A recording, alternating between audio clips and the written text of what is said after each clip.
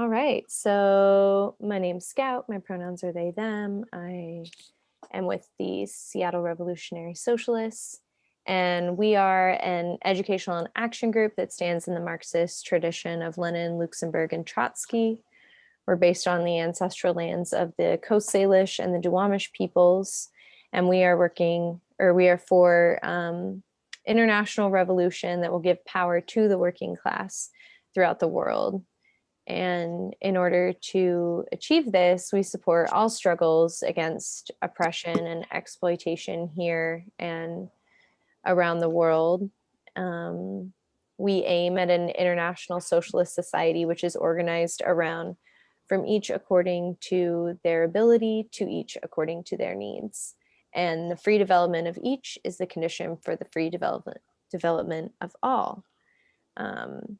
Tonight's topic is revolution and internationalism. We have essentially three articles to go along with that about Chile, the state and revolution, and then a two-part article about Marxism and nationalism. And Steve is going to kick us off, and I believe we're talking about revolution first, correct? Yeah. Yeah. So what we figured we do is divide it up and do the presentation on revolution, then a discussion on that, and then a discussion on presentation on nationalism, and then a discussion on that. So as far as revolution, the socialist movement has been divided. Okay, the socialist movement has been divided between reformists and revolutionaries for a very long time. We are in the revolutionary socialist tradition. We feel that the state itself is an obstacle to socialist transformation, and it needs to be smashed and replaced with a worker state. The reason for this is the state is not neutral. The state has been shaped, in this country, for example, for literally hundreds of years by the growth of capitalism. The state is controlled in capitalist interests in several ways: through bribes, campaign contributions, personnel, that is ruling class people running the state, lobbyists, etc. But the primary way that the state is oriented towards capitalism is because of the structure of it, which is shaped by capitalism, and because of the competitive world economy. In order for that state to have power and influence, it has to be based on a successful capitalist economy, because we live in a world capitalist system.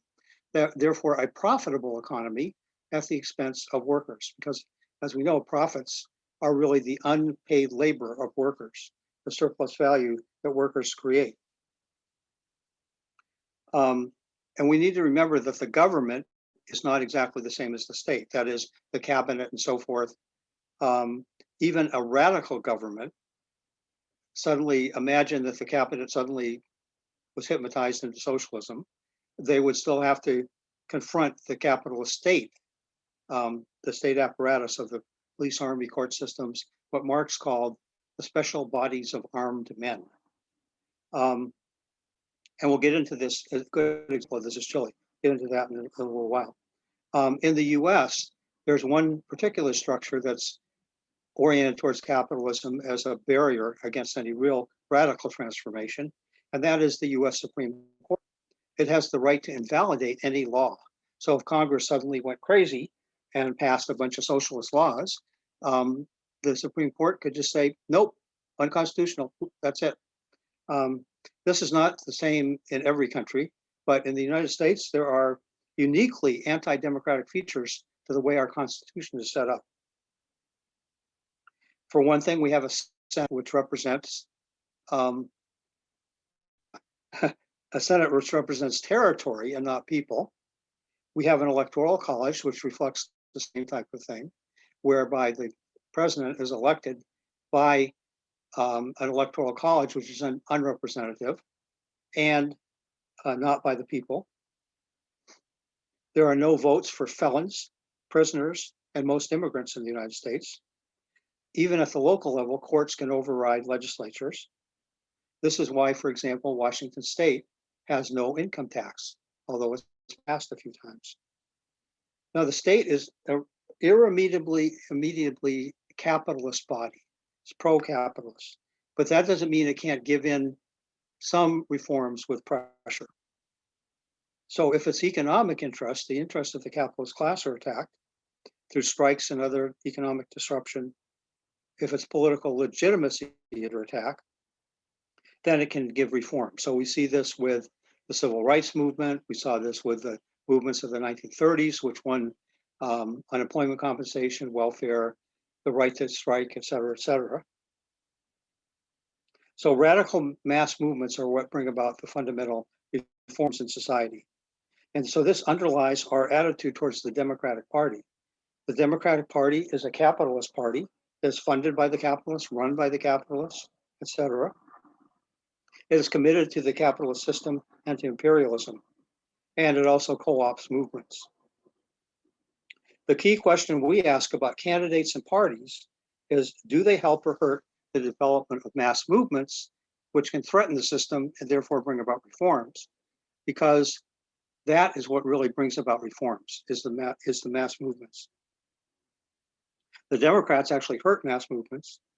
So our approach is that we need independent, militant movements, and this flows from our revolutionary understanding of where the system is. Now, Chile is a great example. A so-called socialist government was elected in 1970. However, the state apparatus, the courts, the police, the army, et cetera, remained intact. In fact, in order to be allowed to be elected as president, Salvador Allende had to sign what was known as the Statute of Guarantees, which meant that he would not attack any of these features of the state, the army, the courts, et cetera. And he proved that no elected government can legally overcome the state apparatus. His government nationalized only the industries in Chile that the Chilean bourgeoisie, the capitalist class, wanted to have nationalized, like copper.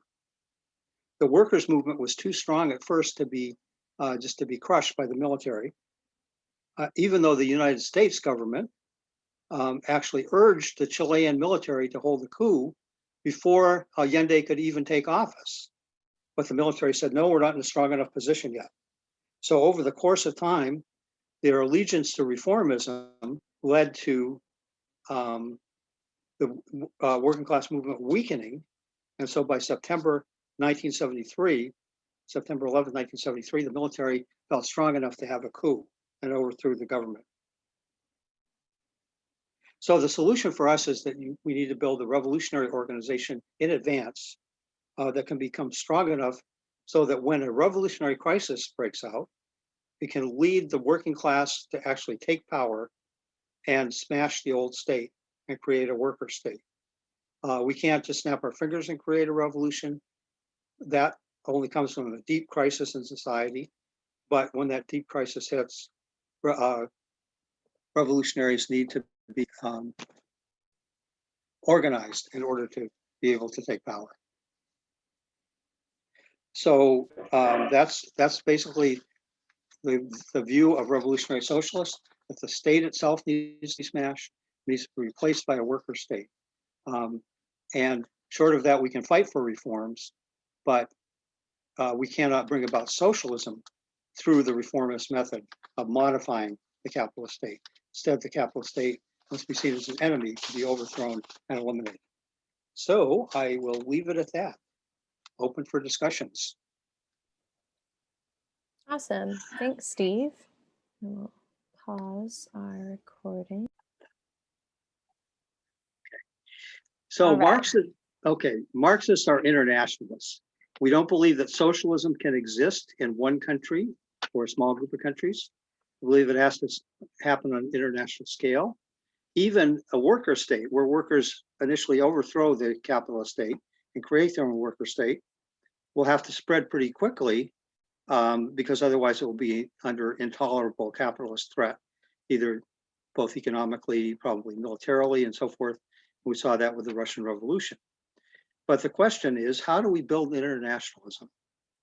Well, in the United States, it's relatively easy to describe, if not easy to carry out. And that is, we oppose borders. We are against immigration controls. We are for full equal rights for all people who live in the US, no matter what their official nationality is, where they were born, where they came from, citizenship status, and so forth. So we reject the idea that immigrants in the United States should not have the right to vote.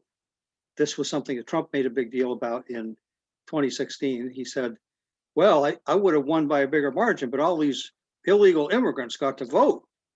And that was not true, but it should have been true. That is, people who live in this country and participate in its activities or in the economy, et cetera, they should have democratic control. They should have the right to vote. So anyway, that's just one example. We're in favor of full equal rights for everyone in the United States. So that means we support the immigrant rights movement and so forth. Also, we oppose US imperialism or any other forms of imperialism. We do not believe that the United States government, which is a state that is based on imperialism, can be a benevolent actor in the world.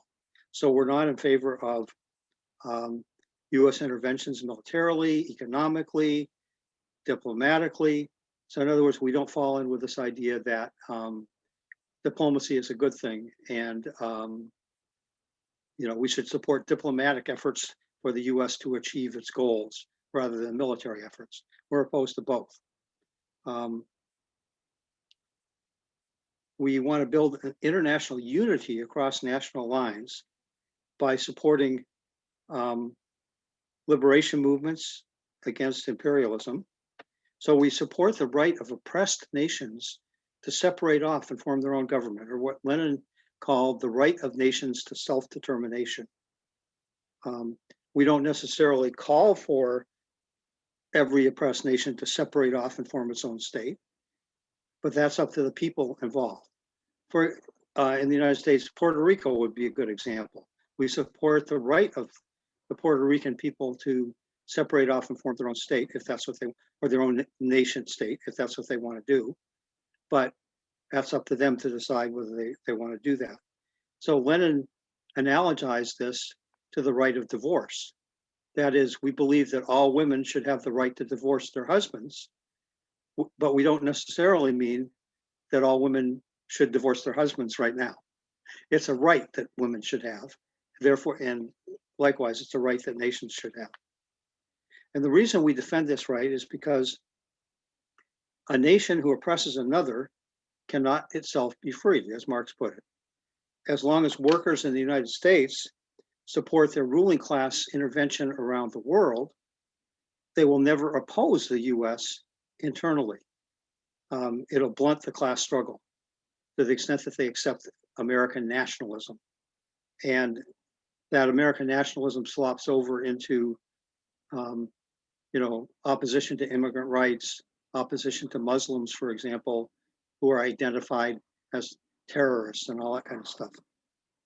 So it's important to break working class people away from nationalism in the imperialist countries. That's one important part of this. But also, to create that international unity, we have to show workers in colonial countries or oppressed countries, oppressed by imperialism, that the workers in the imperialist countries support their rights and are opposed to their own government. So workers in Iraq, for example, are not going to want to be in international alliance with workers in the United States if they think workers in the United States support the US government bombing Iraq. So on both sides, support is necessary to create internationalism, both to break workers in the central power away from nationalism, away from their own ruling class, but also to create the solidarity necessary to create real international solidarity.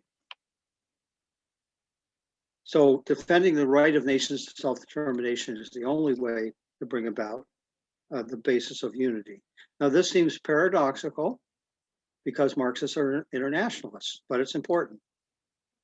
We believe that the nationalism of the oppressor is not the same as the nationalism of the oppressed. That is, when people rise up against imperialism, there's a progressive content to what they're doing, and it can move in a progressive direction.